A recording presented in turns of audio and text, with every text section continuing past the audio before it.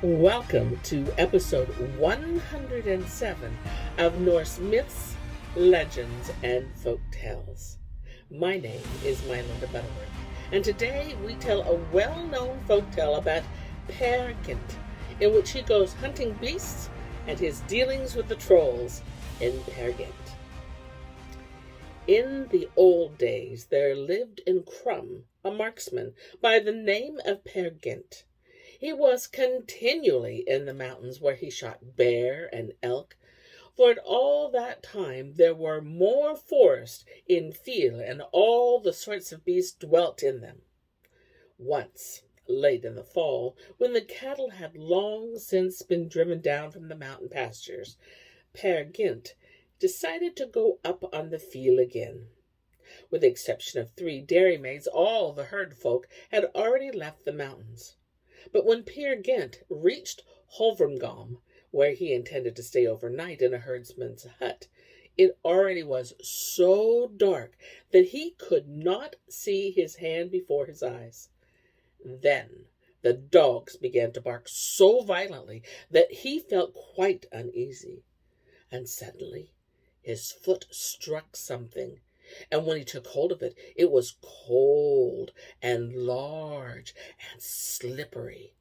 Since he felt certain he had not left the path, he could not imagine what it might be, but he sensed that all was not in order. "And who are you?" asked Per Gynt, for he noticed that it moved. "Oh, I am the Crooked One," was the answer. And now Per Gynt knew as much as he had before, so he went along its length. "For sooner or later I will come to the end of it," thought he. As he went along, he again struck against something, and when he felt it, it was again something cold and large and slippery. "And who are you?" asked Per Gynt. "I am the Crooked One," was again the answer.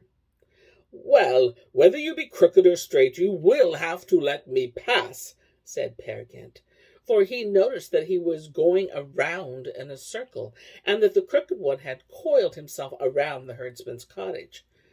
At these words, the Crooked One moved a little to one side, so that Per Gynt could get into the cottage. When he entered, he found it as dark inside as it was out, and he stumbled and he felt his way along the walls, for he wanted to lay aside his flintlock and his hunting bag. But while he was feeling his way around, he once more noticed that there was something large and cold and slippery. "And who are you now?" cried Per Gynt. "Oh, I am the big Crooked One," was the answer. And no matter where he took hold or where he set his foot, he could feel the coils of the Crooked One laid around him. "This is a poor place to be in," thought Per Gynt, "for this Crooked One is outside and inside. But I will soon put what is wrong to rights." He took his flintlock, went out again, and felt his way along the Crooked One until he came to his head. "And who are you really and truly?" he asked. "Oh, I am the big Crooked One of Etendal," said the monster troll. Then Per Gynt did not waste any time, but shot 3 bullets right through the middle of his head. "Shoot again," cried the Crooked One. But Per Gynt knew better, for he had shot another time, the bullet would have rebounded and hit him. When this had been done, Per Gynt and his dogs took hold of the great troll and dragged him out of the hut, so that they might make themselves comfortable there. And meanwhile the hills about rang with laughter and jeers. "Per Gynt pulled hard, but the dogs pulled harder," rang in his ears. In the morning Per Gynt went out hunting. When he had made his way far into the field, he saw a girl driving sheep and goats across the mountain top. But when he reached the top of the mountain, the girl had vanished, as well as her flock, and all he saw was a great pack of bears. Never yet have I seen bears run together in packs, thought Per Gynt. But when he came near, they all disappeared save one alone, and then a voice called from a nearby hill, "Guard your boar for understand, Per Gynt is without, with his flintlock in his hand."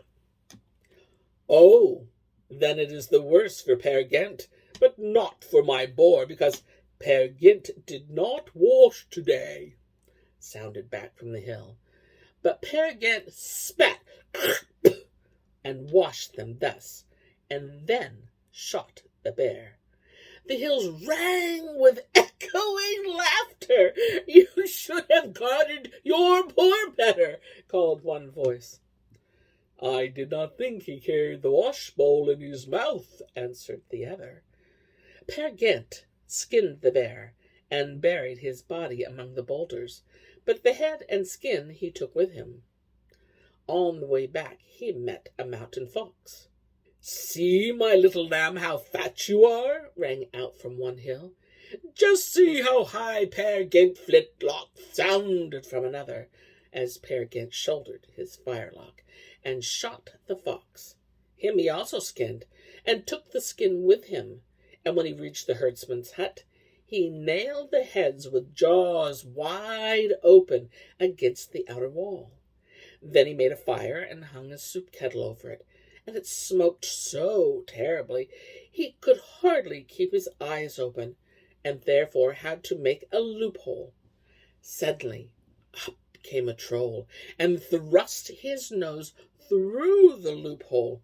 The nose was so long that it reached across the room to the fireplace. "Here's my smeller, so take a good look," said he. "Here is a taste of the soup that I cooked," said Per Gynt, and he poured the whole kettle of soup over the troll's nose. The troll ran away wailing and crying, but in all the hills around they were jeering and laughing, and the voices sounded, "Geary soup smeller," or "Nosy soup smeller." Thereupon all was quiet for a time, and yet before very long the noise and tumult outside began again. Per Gynt looked out and saw a wagon drawn by bears. The great troll was loaded upon it, and off they went with him up the field. Suddenly a pail of water was poured down through the chimney and smothered the fire, and Per Gynt sat in the dark. Then laughter and jibes came from every corner, and one voice said, "Per Gynt will no better off than the dairymaids of the hut at Vala." Per Gynt once more lit the fire, called his dogs, locked the herdsman's hut, and went on north toward the hut at Vala, in which there were 3 dairymaids.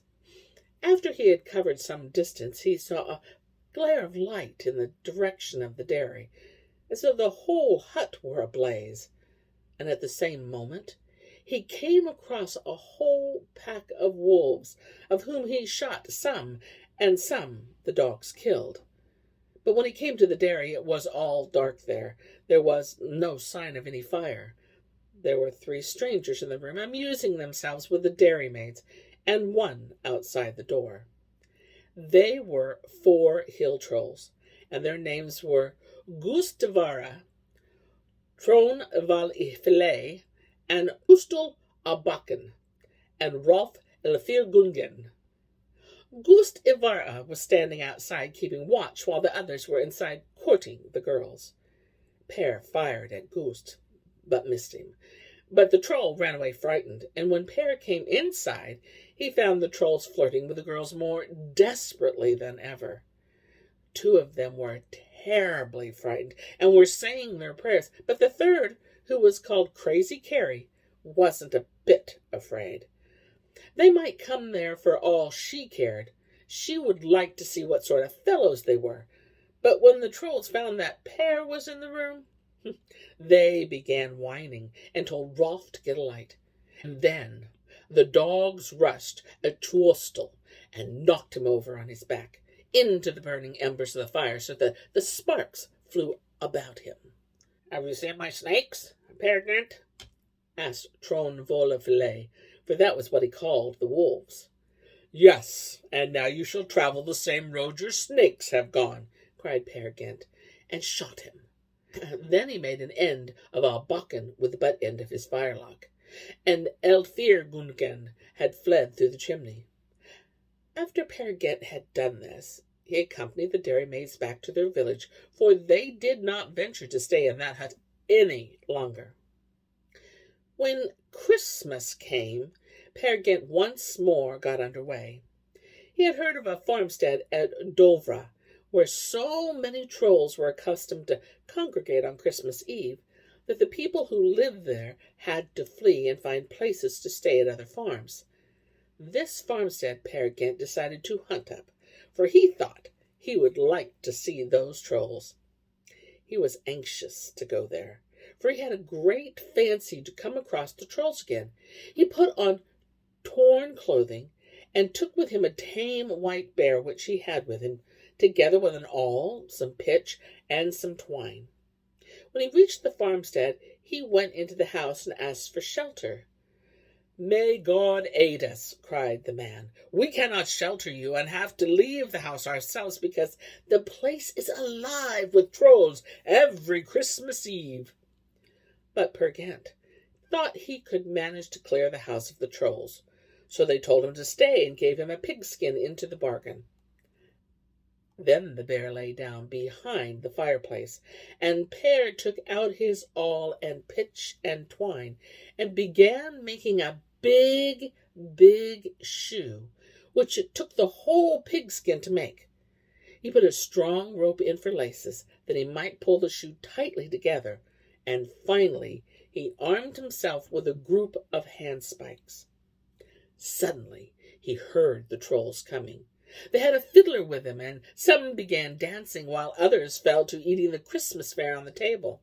Some ate fried bacon, and some fried frogs and toads, and other nasty things which they had brought with them. During some time the trolls found the shoe Per had made. They thought it must belong to a very big foot. They all wanted to try it on at once, so they put a foot each into it. But Per made haste and tightened the rope, took one of the handspikes and fastened the rope round it, and got them at last securely tied up in the shoe. Just then the bear put his nose out from behind the fireplace where he was lying, and smelt what they were frying. "Would you like to have some cake, little white cat?" said one of the trolls, and threw a burning hot roasted frog into the bear's jaws. "Thump them, Master Brune!" cried Per Gynt, and the bear grew so angry that he rushed on the trolls, raining blows on every side and scratching them. And Per Gynt hewed into the crowd with his other handspike as though he meant to break their skulls.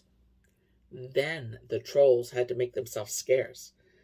But Per Gynt, he remained, and he feasted on the Christmas fare all of Christmas week.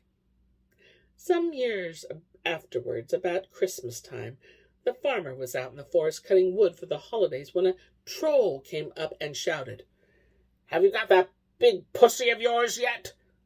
"Oh, yes.